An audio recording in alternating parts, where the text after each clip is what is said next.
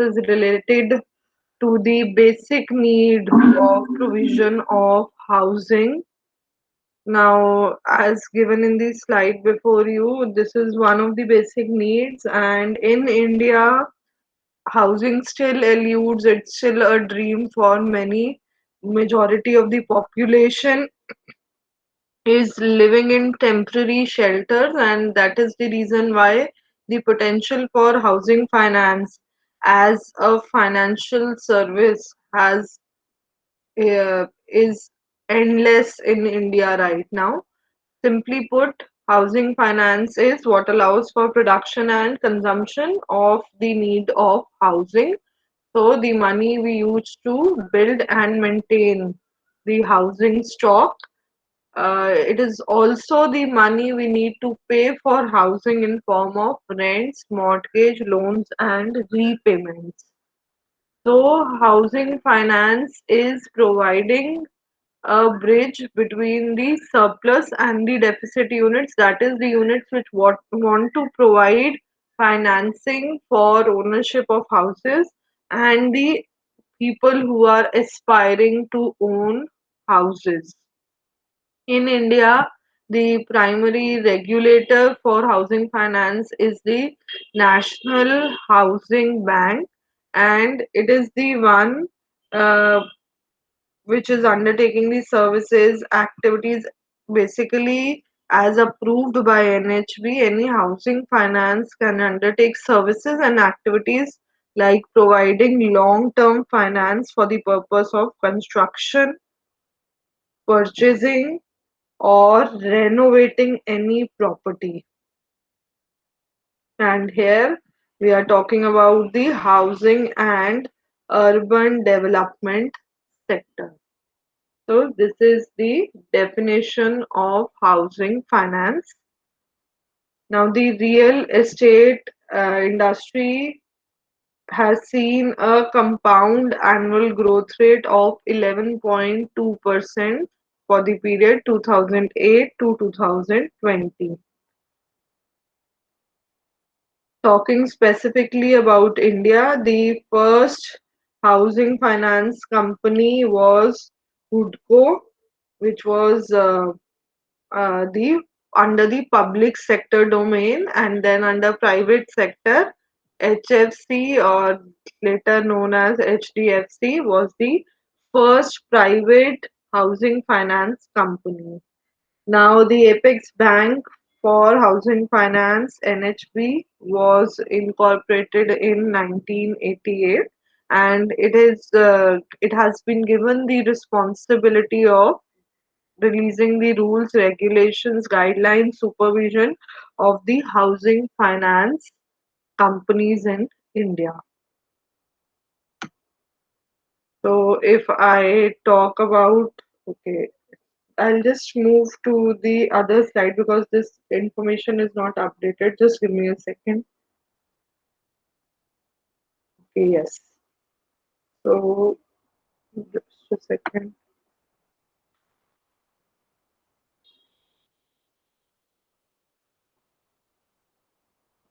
Yes, so here we have the key highlights for the real estate sector from the Union Budget 2021. So the tax exemption limit on the payment of housing finance loans has, which is up to rupees 1.5 lakh, has been extended to the year March 2022. Also, affordable housing finance projects, the tax holiday has again been extended by a year. Affordable rental housing for migrant workers. Now, this was again one of the key highlights in the real estate sector, and new exemptions for the same were notified.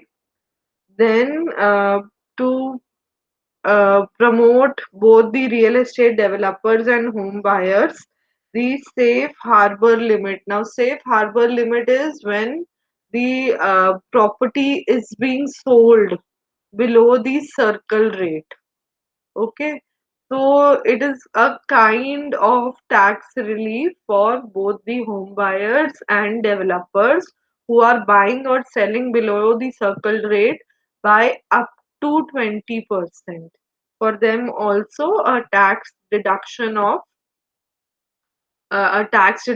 has been provided under the announcements made for the assessment year 2021-22. The budget proposed to enable debt financing for real estate investment trust or infrastructure investment trust by foreign portfolio investors.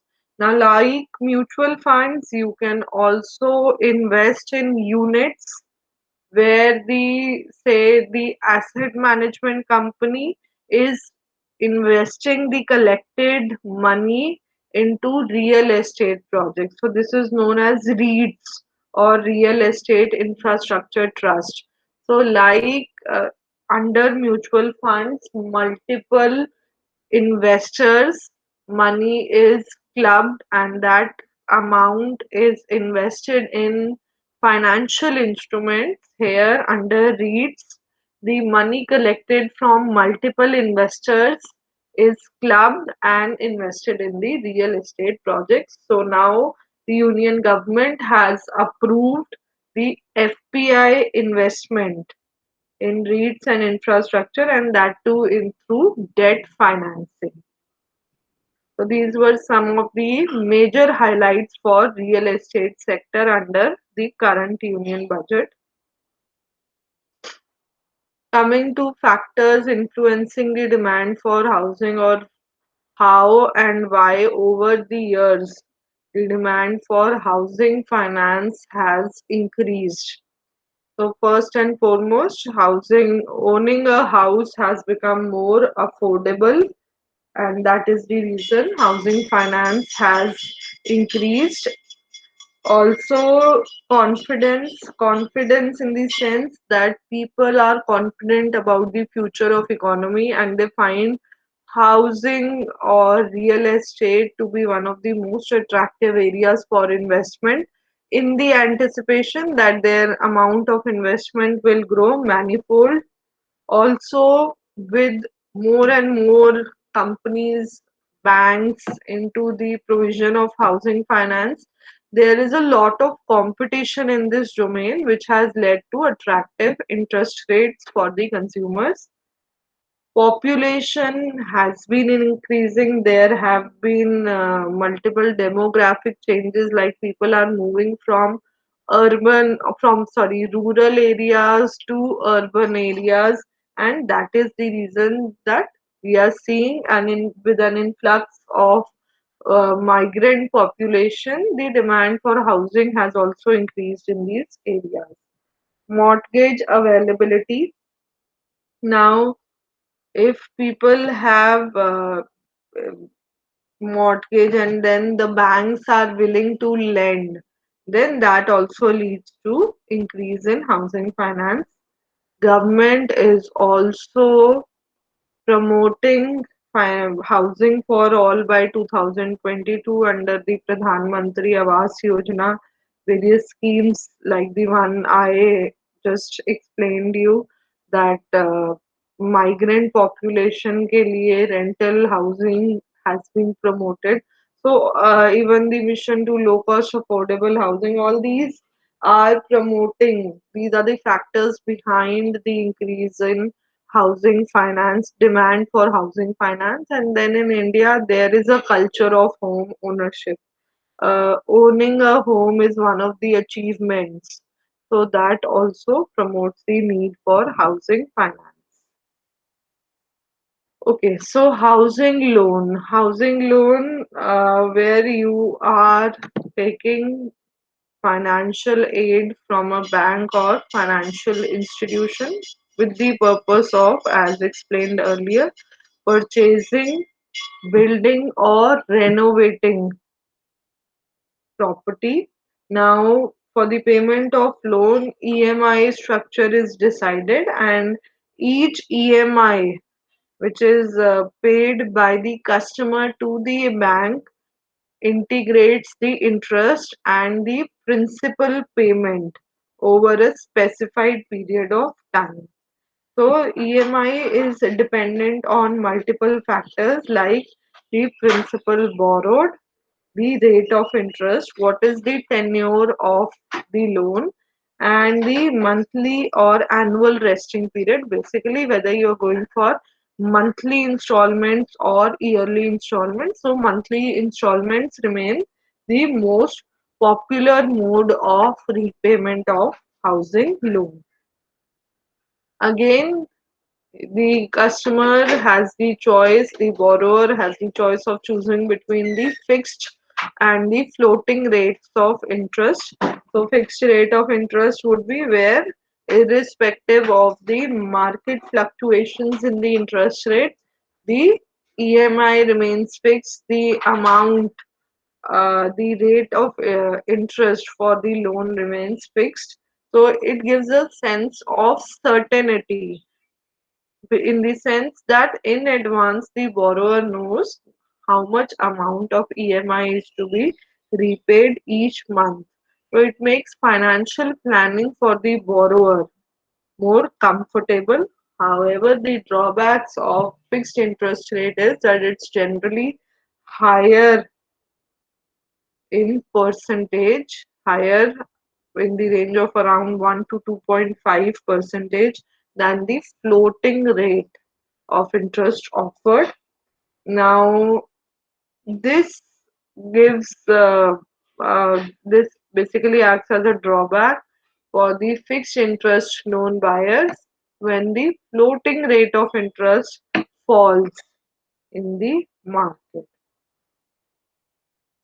So even if the government makes any announcement of interest rate cut, the fixed interest buyers, fixed interest loan borrowers do not get any benefit. However, experts in this field advise taking loan on fixed rates of interest as compared to fluctuating or floating rate of interest because in the long run they find that the fixed interest rates are more beneficial than the floating rates of interest.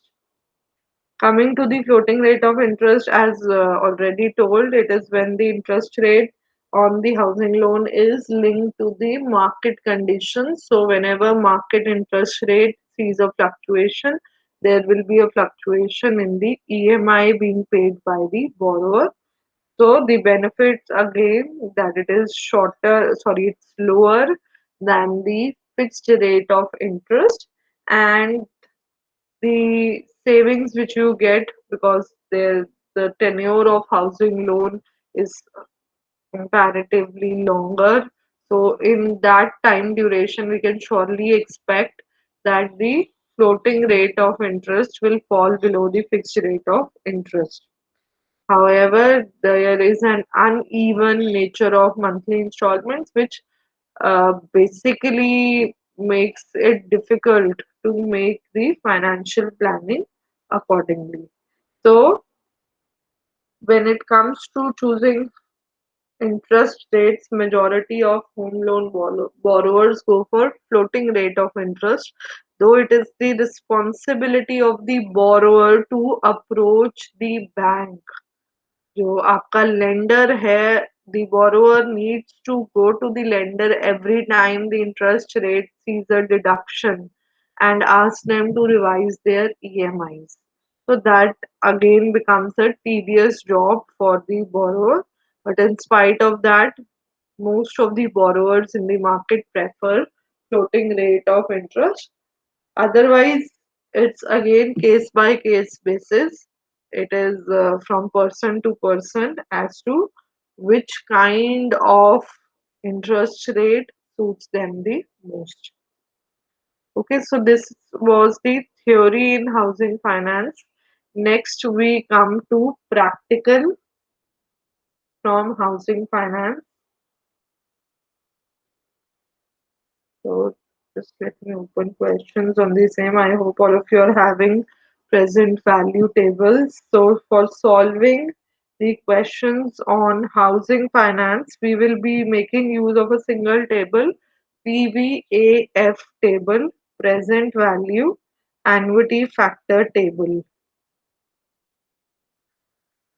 Okay, so let's see how to solve questions on housing finance. The first question is there on your screens. Now, a man purchases land for rupees 10 lakh by taking a loan which is to be repaid in 24 installments at the rate 12% per annum, compounded annually. Sorry, compounded on a monthly basis. You need to calculate the monthly EMI, a monthly installment or the equated monthly installment. So the loan is for 10 lakh rupees, on which the interest payment will be 12% per annum compounded annually, and this is to be done through 24 installments. So making use of the PVAF table, we'll be calculated the equated monthly installment. So just to give you a quick recap, the present value,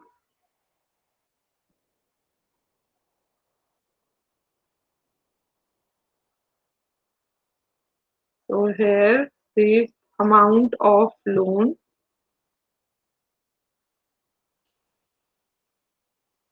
is 10 lakh.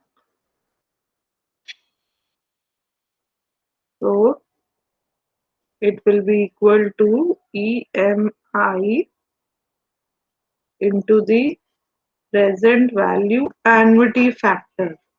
Now, present value annuity factor will be seen for 24 time periods, but the rate of interest, since we will be taking the rate of interest monthly, as the installments are again monthly, so the rate of interest will be taken as 1%, and the number of time periods would be 24. So you just need to solve this. As I can see, Kabir has solved. Kabir, we will be taking 1% per month. So please recheck whether you have solved it accordingly, because this is not the correct answer. So you solve this equation, you will get the equated monthly installment.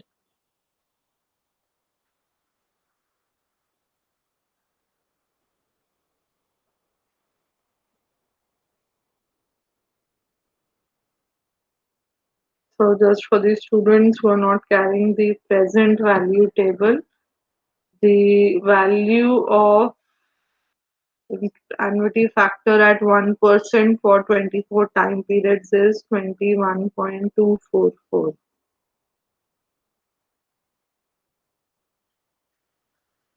Now check what is the answer you're getting. Muskan, आप भी check करो. Yes, Kabir, now the answer is correct. It is 47,074 rupees point 33 paisa. So this will be the installment per month. Rest of you also check, you're getting the same answer.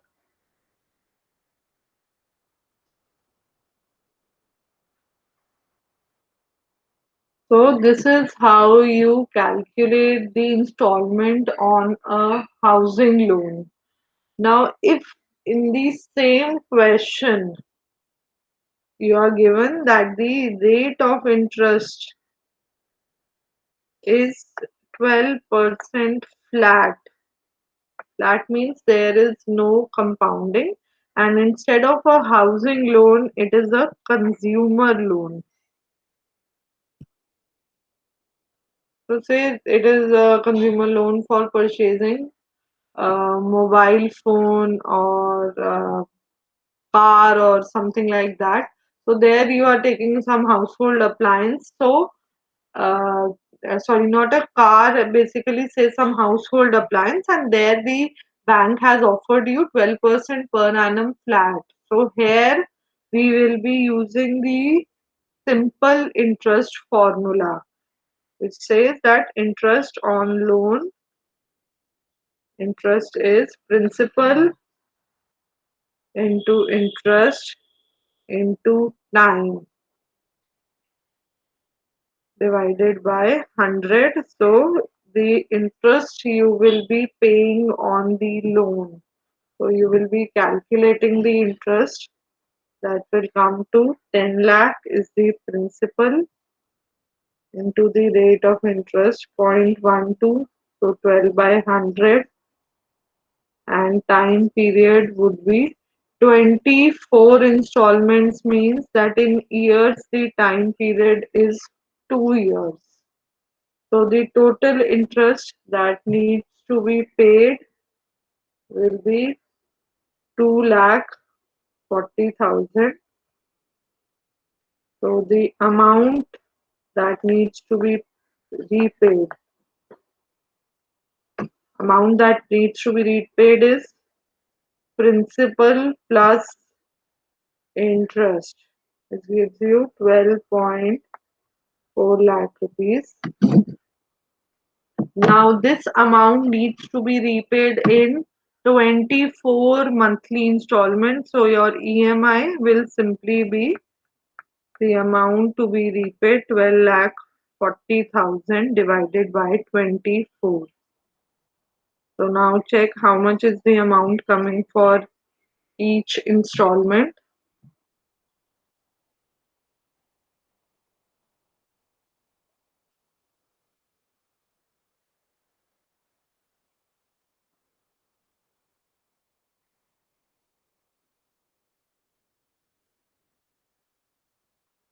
12 lakh 40,000 divided by 24 would be rupees 51,667. Yes, 51,666.66 or 51,667. So this shows you what will be the difference when the interest is compounded annually or it is a simple interest rate which is applicable on the loan. Let's now move to the question which comes in your main exam every time, which is a full-fledged question on housing finance where the borrower has to choose between fixed rate of interest or floating rate of interest, and there the borrower is actually switching from fixed to floating. So let's see how the borrower, what are the details given in the question. So sorry, floating to fixed में switching allowed है, but fixed to floating में switching allowed नहीं है.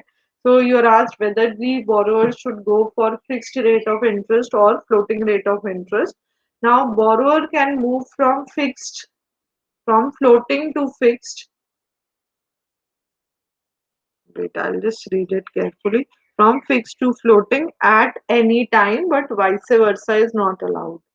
So fixed to floating movement is allowed. The loan is for 10 lakh rupees. The principal payment is 10 lakh rupees.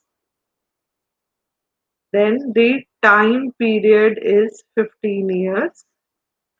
And you are paying the loan on annual installment basis. So basically, you have equated yearly installments instead of equated monthly installments. Now, further, you are given that the terms for the interest are fixed rate of interest at the rate 8% per annum, or so one option before the borrower is that he or she can go for simple fixed interest rate 8% per annum, or move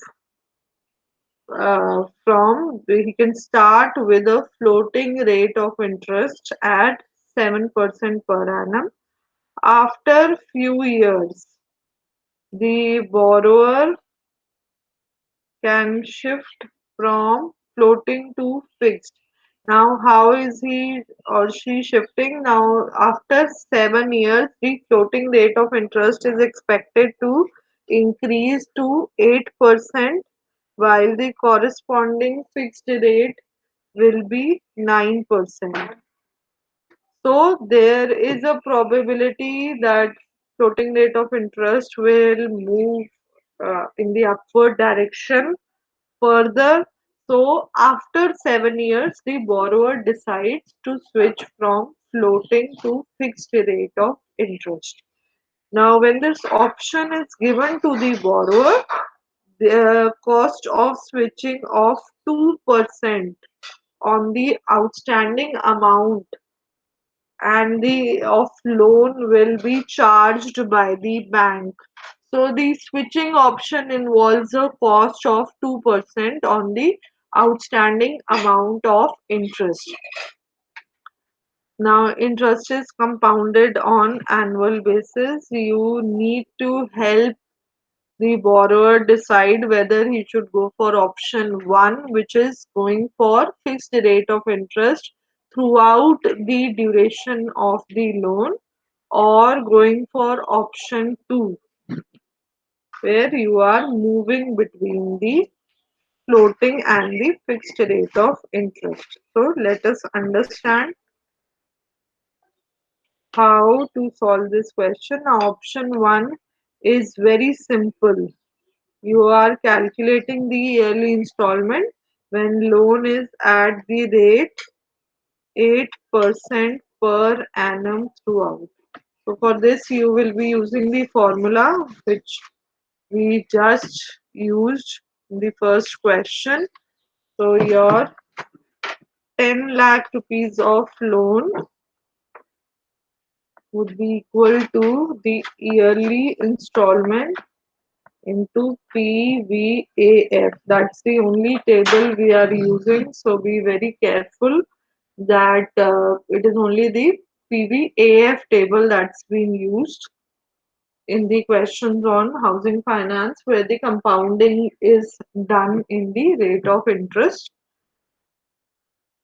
So PVAF for 15 years at 8%. Please calculate the amount of yearly installment. Uh, Kabir, I think there is some misprint in this statement, because actually in this question we are moving from floating to fixed rate of interest. So you can ignore this statement for time being. There's some misprint. So switching is allowed, and in this question we are moving from floating to the fixed rate of interest. Okay, now using this formula, please calculate the yearly installment in option 1.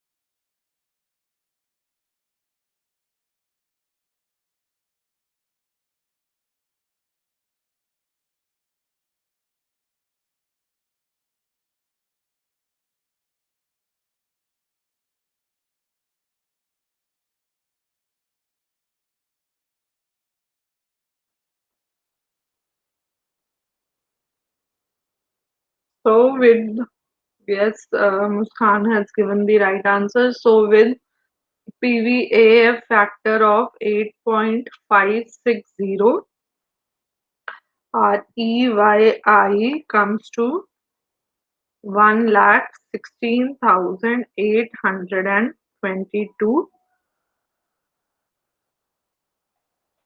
It is you're getting 836. Please check. Both of you are getting 836. I think that's as per the PVAF given. So with my table at 8.560, I am getting the installment as 1,16,822. So anyways, it's only a minor difference. If you want, you can proceed with your value. Okay. Now, okay, you're getting 8.559. So that is making this difference. Yes, it's absolutely fine. If you want, you can move with your value. Now, in this case, we will see basically when we are making a choice between the rate of interest, we will be preferring the mode of interest where the total amount repaid is lower. So we will be calculating the total amount repaid under the loan for both option 1 and option 2. So total amount repaid here in option 1 will be 1,16,822. That is the yearly installment into the number of installments. So this comes to around 17,52,336. So this is the first thing we calculate in this question, the amount repaid under the fixed rate of interest. Next, I hope this is clear. Next, we come to option 2. Now, option 2 would proceed in 3 steps.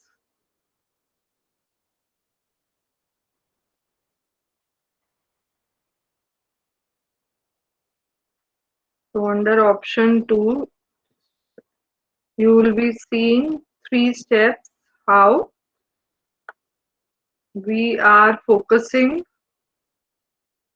on the starting with the floating rate of interest, then moving to the fixed rate of interest, wherein we are also paying a switching cost of 2%. So there are three things that you need to consider here. We are starting with floating. Floating is for 7 years. Then you are paying a switching cost. I'm writing it as SC. And then you are moving to fixed rate of interest. So you're calculating your cost at all these three levels. So there'll be few steps involved in this. Step 1 under option 1 would be calculating the yearly installment under floating rate of interest, and that is for 7 years. So at the rate 7% per annum. So loan amount, same formula class we are using here. So loan amount will be equal to yearly installment into PVAF at 7% for 15 years, because when the borrower started, he started with the time horizon of 15 years. So here also we'll be taking the time duration as 15 years. The present value annuity factor now as per my table is 9.108. So accordingly, please calculate the installment under the floating rate of interest.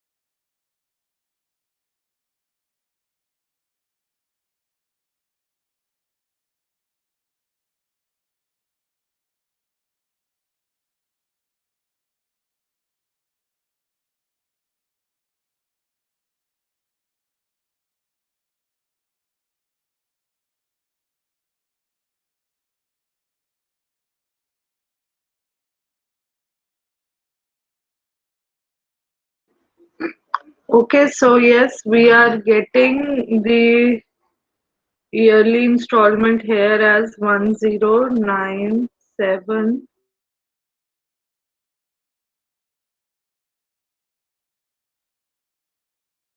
So we round off and take the installment as 1,09,794.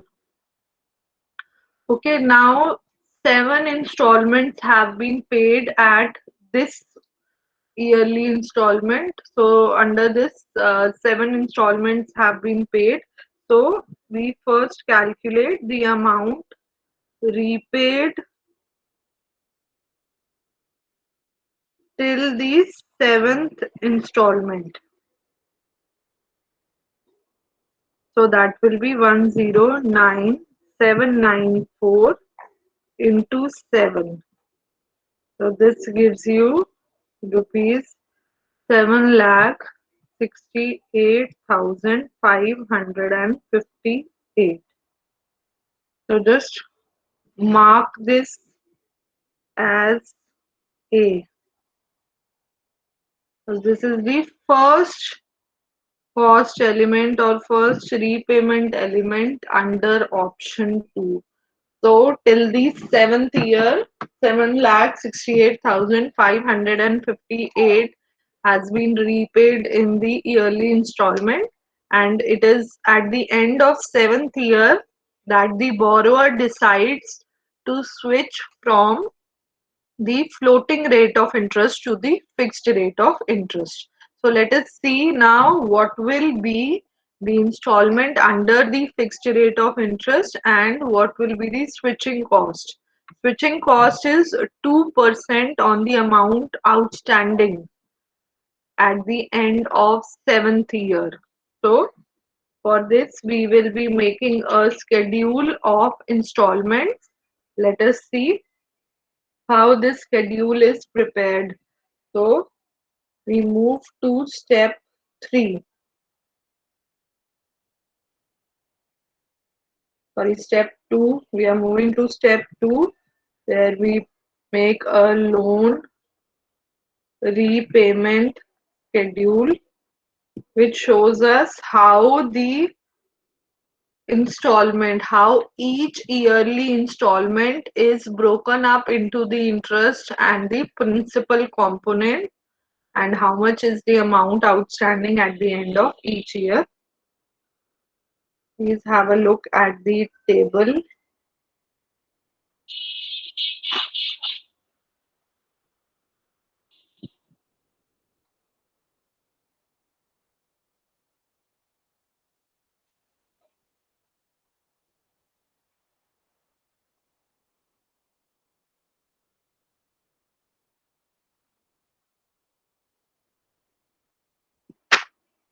So what we do is that we take up each installment and we see how much component of that installment is the interest payment and how much is the principal repayment under that installment. So simply speaking, we start with first year and we will break the installment into the interest component and the principal component. Okay, so let's start with the first year. Just a sec. So the installment is 109794 as calculated. How do we break the installment? The interest is 7% on the outstanding amount. So our on the outstanding principal basically.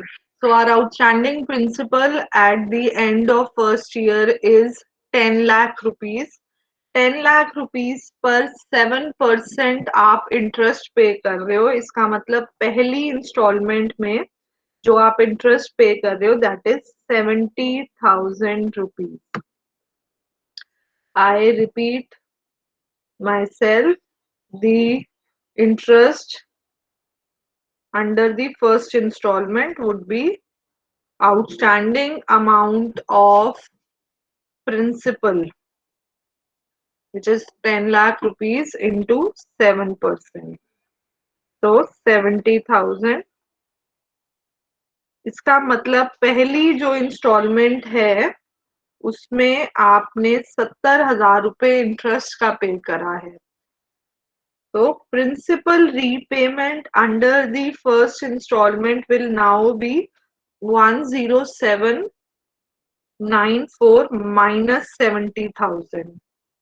So out of this installment of 1,09,794, 70,000 is being repaid for principal amount, sorry, for interest amount. So which means principal amount repaid under the first installment is 39794. In the last column, you are calculating the outstanding principal at the end of first year. Okay, which means जो total principal amount थी 10 lakh rupees की, उसमें से आप कितना principal repay कर चुके हो वो आप कंसिडर करके कैलकुलेट करोगे what is the amount of principal outstanding. So from 10 lakh rupees, I deduct 39794. And my outstanding amount of principal at the end of first year comes to 9 lakh 9,60,206.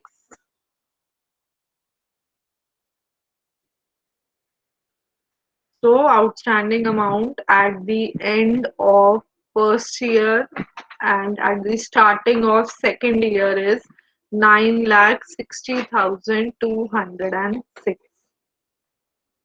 First, please clearly understand this whole calculation because this will be repeated for 7 years. So first you should be clear with the first step because now this outstanding principal at the end of first year would serve as the starting point for the second year. So again, for the second year, the yearly installment is the same. But now the principal component of this installment and the interest amount will be different.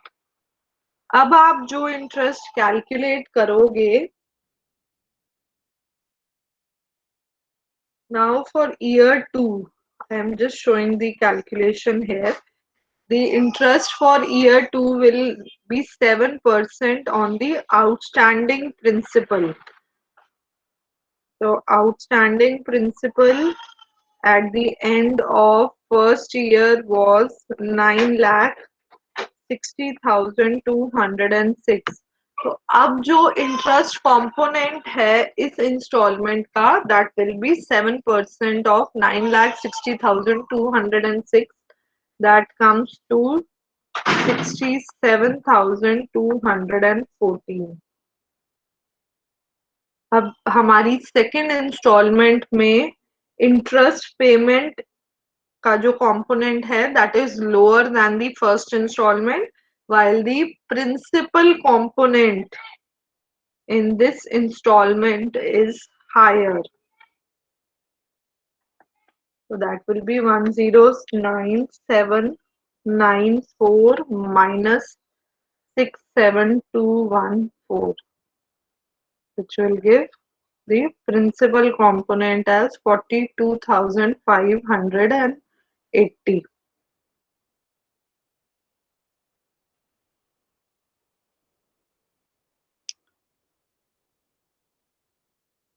After that, we again calculate the outstanding amount of principal at the end of second year, which will be now 96,206 outstanding amount at the end of year 1 minus the principal repayment in the second year, and therefore at the end of second year the outstanding amount will be 9,17,600.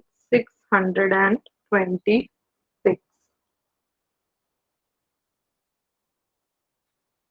Okay, so Muskan, there is a minor difference. Okay, here you are getting the exact value of installment, the interest amount.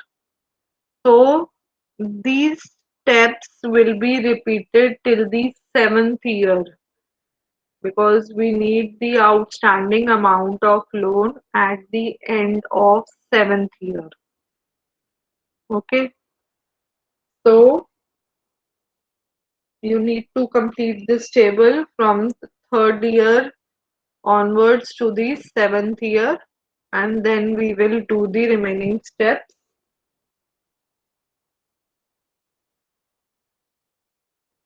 So what can be done is that